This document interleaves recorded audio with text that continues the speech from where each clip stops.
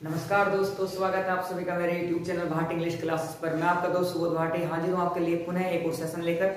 जैसे कि आप जानते हैं कि हमने कंफ्यूजिंग जो वर्ड्स हैं इंग्लिश में, जहाँ से बार बार आपके एग्जामिनेशन में क्वेश्चन बनते हैं और बनने भी चाहिए, क्योंकि देखिए जो चीज सब पर आती है वहां से क्वेश्चन नहीं बनेंगे।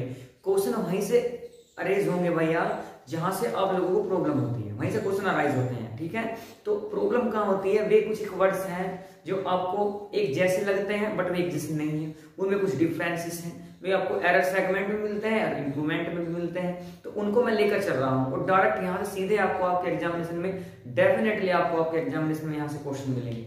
ठीक है, तो बिना किसी देरी के आज का टॉपिक स्टार्ट करते हैं। और आज हम पढ़ने जा रहे हैं भैया बिसाइड और बिसाइड्स में क्या अंतर है। ठीक है, पहली बात। और दूसरा हम पढ़ेंगे बिसाइड्स और इंस्टेड ऑफ में क्या डिफरेंस है।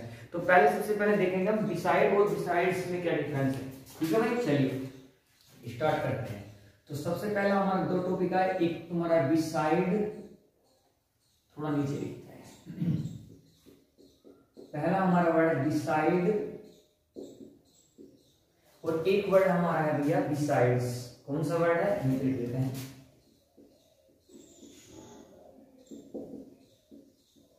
बिसाइड्स, एक वर्ड आपका बिसाइड है, एक वर्ड आपका है बिसाइड्स। ठीक है भैया, what the difference between these two words, मतलब क्या डिफरेंस है? देखने में दोनों सेम से लगते हैं, बस डिफरेंस है यहाँ पर एस लगा हुआ और यहाँ पर एस लगा हुआ नहीं है। मैं अभी आपको ये नहीं बताऊंगा कौन से पार्ट्स ऑफ स्पीच में है। ठीक है, ये आपके लिए फिलहाल जाना जरूरी नहीं है, क्योंकि जब हम पार्ट्स ऑफ स्पीच पढ़ेंगे, noun pronoun adjective adverb conjunction interjection, जब वहां इन चीजों को मैं डिस्कस करूंगा डिटेल में। और फिलहाल आपको ध्यान रखना कि कैसे क्वेश्चन यहाँ से आपके एग्जामिनेशन में बन सकते हैं। सीधा क्वेश्चन आपका एग्जामिनेशन बनता है, और अगर आपको इनकी नॉलेज नहीं है, आप इनके बारे में नहीं जानते हैं, तो आप डैमेज हो सकते हैं दूर तक। आपकी मीनिंग कुछ और निकल जाएगा अगर आपने बिसाइड की जगह बिसाइड यूज कर लिया और बिसाइड की जगह बिसाइड्स यूज कर दिया। तो इनके बारे में जानना बेहद जरूरी है। तो अगर बिसाइड की बात करते हैं तो बिसाइड का मतलब क्या होता है भैया? बिसाइड का मतलब होता है भैया, देखो बी ऐसे याद रखना, बी माने होना, साइड माने बराबर में, तो इसे बोलते हैं पास होना, बराबर में होना। और एक और हमारी आम भाषा में बोलते हैं जिसमें क्या दो बगल में।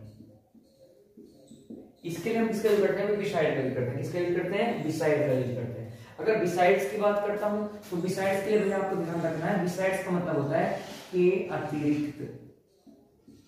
इसका मतलब क्या होता है भैया? के अतिरिक्त। देखिए बस एक एस का डिफरेंस और दोनों का डिफरेंस हो गया मीनिंग में। इसका मतलब पास होना है, बराबर होना है, बगल में, इसका मतलब होता है के अतिरिक्त। ठीक है भैया, अब समझते हैं दोनों को ध्यान से। जैसे मैं आपसे कह दूं, अब कोई एग्जांपल लेते हैं, जैसे मैंने लिखा एज फॉर एग्जांपल, उसका घर मेरे स्कूल के पास है। जैसे कोई सेंटेंस में हिंदी में लिखा, उसका घर मेरे स्कूल के पास है, या वह है, मैं कह सकता हूं उसका घर मेरे स्कूल के पास है, या उसका घर मेरे स्कूल के बगल में है, या उसका घर मेरे स्कूल के बराबर में है। एक ही बात है सबकी। तो देखते हैं कैसे हम बनाते हैं इंग्लिश में। इंग्लिश में ट्रांसफर करते हैं, सबसे पहले सब्जेक्ट लिखना है उसका घर, तो क्या लिखा जाएगा भाई? His home. क्या लिखोगे आप? हिज होम या हिज हाउस। उसके बाद आप लगाओगे, देखिए ये तुम्हारा नेक्स्ट सेंटेंस है, हिज आने वाला तो यहाँ पर सिंपल हिज लगेगा, क्योंकि सिंगुलर के साथ हिज लगाते हैं। His home is. अब देखिए हम क्या लिखेंगे, पास के लिए हम क्या लिखते हैं भैया? वर्ड लिखते हैं बिसाइड। क्या लिखते हैं? बिसाइड। अगर आपने गलती से बिसाइड्स कर दिया तो यहाँ की कोई मीनिंग ही नहीं बनेगी फिर। ठीक है, तो ध्यान रखना, हिज होम इज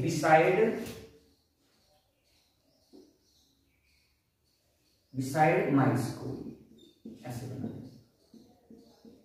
ठीक है, तो कैसे बनेगा? His home is beside my school, मतलब मेरे स्कूल के बराबर में क्या उसका घर है। ठीक है, अगर बिसाइड्स की बात करते हैं तो इसके ऊपर हम दुनिया भर के सेंटेंस बोलते हैं। देखिए जैसे एक सेंटेंस में आपसे कह सकता हूं, मैंने कहा एक सेंटेंस लेता हूं, मैं चाय के अतिरिक्त दूध भी पीता हूं।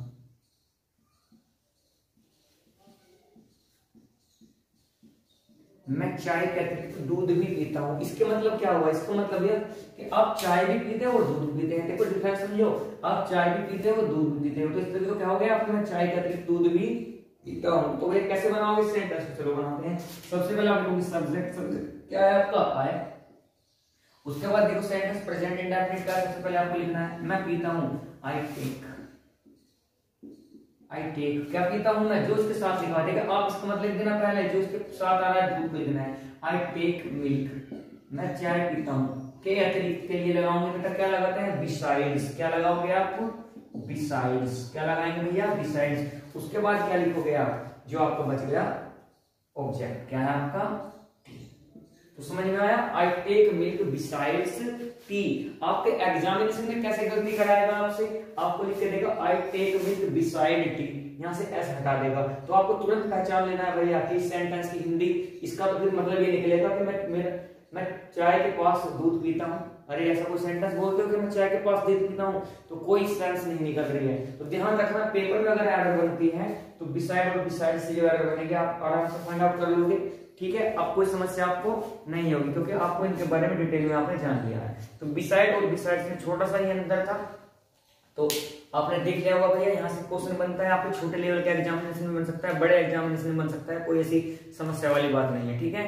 तो भैया उम्मीद करता हूँ कि आपको चीज पसंद आई होगी। अब अगली वीडियो में हम देखेंगे बिसाइड्स और इंस्टेड ऑफ में क्या डिफरेंस होता है, ठीक है भाई। तो चलिए उम्मीद करता हूँ आपको वीडियो पसंद आएगा। इसी के साथ मैं आपका दोस्त सुबोध भाटे आपसे विदा लेता हूँ, फिर जल्द मुलाकात करेंगे नेक्स्ट वीडियो के साथ। तब तक के लिए ख्याल रखें अपना, खुश रहें, हैव अ गुड डे।